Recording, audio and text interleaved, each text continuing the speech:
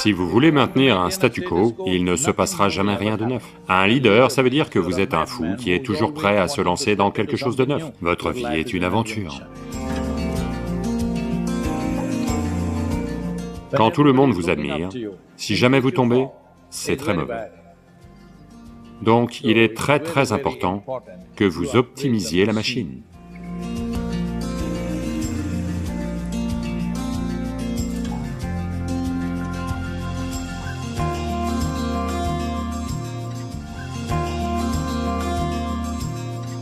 Pour vraiment construire un ADN de la réussite, voici les 3 choses dont vous avez besoin. La perspicacité, c'est certain, l'intégrité et l'inspiration.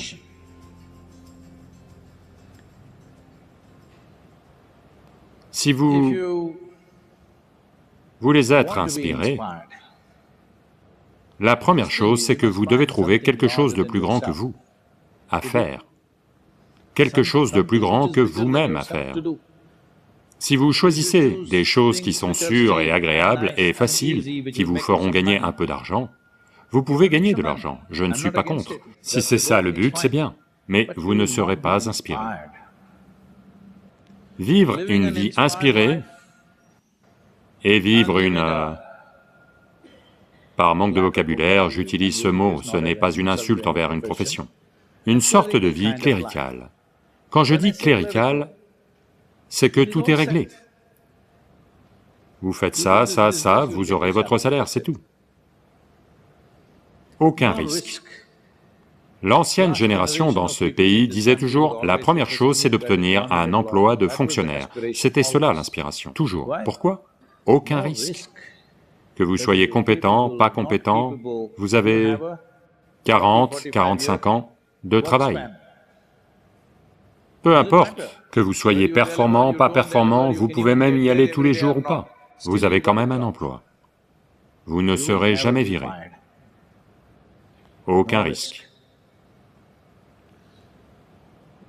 Pour qu'il y ait de l'inspiration en vous, il doit y avoir un élément d'incertitude. Sans incertitude, il n'y a pas d'inspiration, ou un risque, ou un danger. Là où il n'y a pas de danger, il n'y a pas d'aventure. Là où il n'y a pas d'aventure, personne ne sera inspiré par vous. Si les gens ne voient pas que vous êtes prêt à vous lancer dans quelque chose qu'ils ne sont pas prêts à faire, vous ne pouvez inspirer personne. Les gens doivent voir que ce dans quoi ils ont peur de se lancer, vous êtes prêt à le faire. Eh bien, quand vous prenez un risque, vous pouvez vous brûler. Oui, ça peut arriver. C'est ce que danger veut dire, qu'il y a un risque. C'est ce que risque veut dire, que parfois ça peut très mal tourner. Oui, bien sûr, on calcule les risques. On ne va pas se lancer aveuglément dans quelque chose, mais il y a un risque. Là où il n'y a pas de danger, il n'y a pas d'aventure. Peut-être que vous risquez votre argent, peut-être que vous risquez votre réputation, peut-être que vous risquez une perte de temps dans votre vie. 10 ans de votre vie peuvent passer sans aucun résultat. Possible. Allô? Quand vous lancez une entreprise, il est possible que 10, 15, 20 ans de votre vie n'aient servi à rien. Ce risque est présent. Vous n'allez peut-être pas vous tuer comme en sautant d'une montagne, mais il y a une perte de vie de très nombreuses façons. Donc, l'inspiration, si elle doit venir, un élément essentiel est l'intégrité. Là où il n'y a pas d'intégrité, vous ne pouvez pas inspirer. Intégrité signifie simplement ceci, ne pensez pas que l'intégrité est un ensemble de morale, de valeurs, d'éthique, non. L'intégrité signifie que votre engagement est plus grand que vous-même. Peut-être que c'est votre entreprise, peut-être que c'est votre communauté, peut-être que c'est votre nation, peut-être que c'est le monde. On ne sait pas quoi, mais vous êtes engagé dans quelque chose de plus grand que vous-même. Alors les gens voient que vous avez de l'intégrité. Les gens font l'expérience de l'intégrité parce que vous vous engagez dans quelque chose qui dépasse votre propre intérêt personnel. S'ils ne voient pas cela, alors vous ne pouvez inspirer personne. Et si vous n'inspirez pas les gens autour de vous, s'ils traînent des pieds, votre vie est finie, sachez-le. Et ces gens qui traînent des pieds vous rendront la vie misérable de toutes les façons possibles. Allô? Vous les avez vus? Donc, en ce moment, la seule façon c'est, si vous traînez des pieds, je vous vire, si vous traînez des pieds, je vous vire. Ça, vous pouvez le faire, jusqu'à un certain point. Avec ça, les gens ne vont pas exprimer le meilleur d'eux-mêmes. Ce n'est pas juste qu'ils ne traînent pas des pieds, c'est qu'ils dépassent leurs limites en faisant quelque chose. Alors seulement, quelque chose de merveilleux a lieu autour de vous. Alors seulement, le fait que vous soyez dans cette activité, ça vaut la peine de se lever demain matin, à fond. Autrement, après avoir réussi pendant 5, 10 ans, vous allez demander être ou ne pas être. Vous ne l'exprimerez peut-être pas, mais ça se verra à la longueur de votre visage. Oui, ça se voit. Il y a un point d'interrogation. Est-ce que la question « quel est le but de mon existence » s'est posée? Peut-être qu'elle ne s'est pas encore formulée dans votre tête, mais le point d'interrogation est là sur les visages des gens. Un visage, si on vous avait vu quand vous aviez 5, 6 ans, il était comme ça, maintenant lentement. Ça veut dire que la question a surgi quelque part. Pas encore articulée peut-être, mais la question est arrivée. La question est arrivée parce que il n'y a pas d'inspiration. L'inspiration n'est pas qu'à vous. L'atmosphère autour de vous doit être inspirée. Pour ça, sans un sens extrême de l'intégrité, ça n'aura pas lieu. Si votre intégrité, ce ne sont que des morales et éthiques, les gens en auront marre de vous. Parce qu'il est très difficile de vivre sous l'ombre d'une morale. Très difficile. Ça dévitalise. Mais votre intégrité, c'est que votre engagement va au-delà de votre bien-être personnel. C'est là que tout ce qui vous entoure est inspiré. Quant à la perspicacité, c'est la partie délicate. Perspicacité veut dire que vous êtes capable de voir quelque chose que les autres n'ont pas pu voir. Vous êtes capable de voir les choses avant les autres, c'est cela qui compte. Tout le monde voit tout à un moment donné. Mais le truc, c'est que vous l'avez vu avant eux. Ça fait une immense différence. Si vous étiez dans une bataille, ça déciderait si vous vivez ou mourrez. Si vous êtes dans une entreprise, ça décide si vous réussissez vraiment ou si vous vous en sortez juste. Si vous êtes dans un processus spirituel, c'est pire qu'une bataille. Si vous n'avez aucune perspicacité ou si personne autour de vous n'a de perspicacité, alors ce sont des vies entières de labeur. Si vous n'êtes pas capable de saisir la moindre chose, ou s'il n'y a personne autour de vous de profondément perspicace, vous ne faites que suivre le processus spirituel, alors vous en avez pour des vies entières d'esclavage. Oui, c'est pour ça qu'ils sont devenus les plus sérieux partout dans le monde. Donc pour que la perspicacité apparaisse, une dimension importante, c'est la raison pour laquelle il n'y a pas de perspicacité, c'est que les gens essaient principalement de fonctionner avec leur intellect. Ceci est une conséquence malheureuse du type d'éducation qui a été dispensée partout, où votre intellect est considéré comme la chose la plus importante. Pour comprendre la mécanique du fonctionnement de votre intellect ne fonctionne qu'avec les données qui lui ont été fournies. Les données sont de la mémoire de quelqu'un ou votre mémoire. La mémoire, ce sont des choses qui ont déjà eu lieu.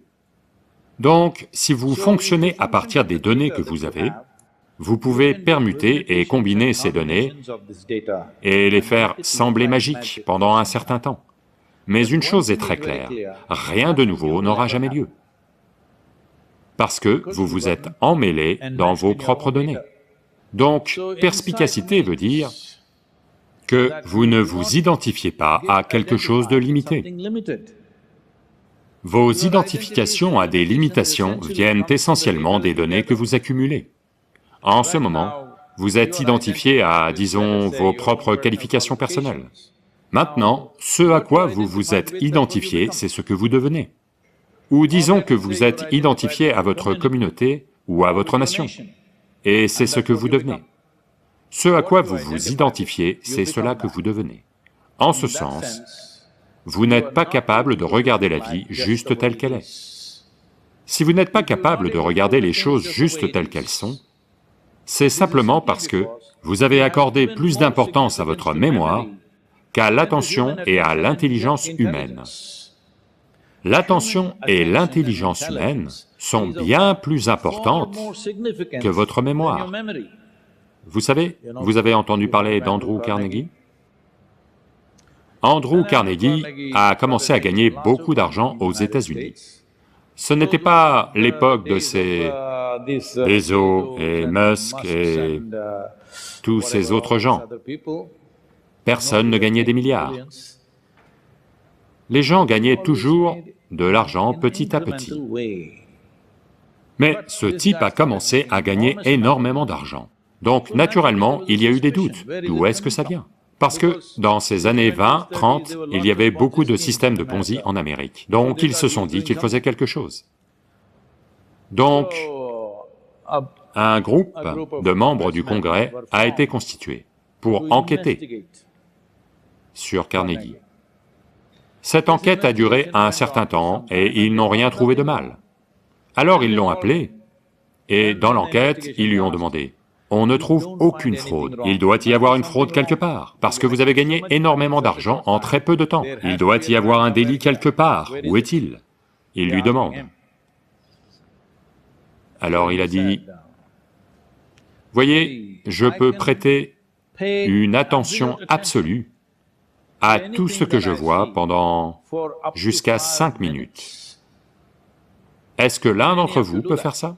Ils ont dit, « Quoi? 5 minutes, on ne peut pas prêter attention? De quoi vous nous parlez ?» Donc il a mis en place une expérience. 5 minutes, personne n'arrivait à prêter attention plus de quelques secondes. Leur attention partait dans tous les sens. Alors ils ont réalisé qu'ils ne sont pas capables de prêter attention pendant 5 minutes. Alors il a dit, « Vous ne devriez pas diriger les États-Unis, ça ne mènera nulle part si c'est vous qui dirigez ce pays. » Parce que l'attention humaine peut ouvrir des portes dans l'existence. La mémoire humaine ne fera que recycler le passé. Malheureusement, en ce moment, donner, ça prend beaucoup d'ampleur. Mais de toute façon, les fans des données vont couler au fur et à mesure que l'intelligence artificielle se répand. Mon téléphone a plus de données que vous tous réunis. Allô? Oui ou non? Il est capable d'obtenir un doctorat par jour. Oui, il a assez d'informations. Donc ne prenez pas les informations et les données pour de l'intelligence. L'intelligence n'est aiguisée que par l'attention, pas par la pensée. Penser, c'est recycler des données. Je ne dis pas que les données ne servent à rien du tout. Elles servent. Quand vous voulez maintenir un statu quo, les données sont importantes. Mais si vous voulez être un leader, ça veut dire que vous êtes un fou qui est toujours prêt à se lancer dans quelque chose de neuf. Quelque chose de neuf veut dire que vous voulez vous engager en terrain inconnu tout le temps. Terrain inconnu veut dire que vous vous mettez consciemment en danger. Donc, votre vie est une aventure. Comme c'est une aventure, tout le monde vous admire. Quand tout le monde vous admire, si jamais vous tombez, c'est très mauvais. Donc, il est très important que vous optimisiez la machine avant d'optimiser votre activité.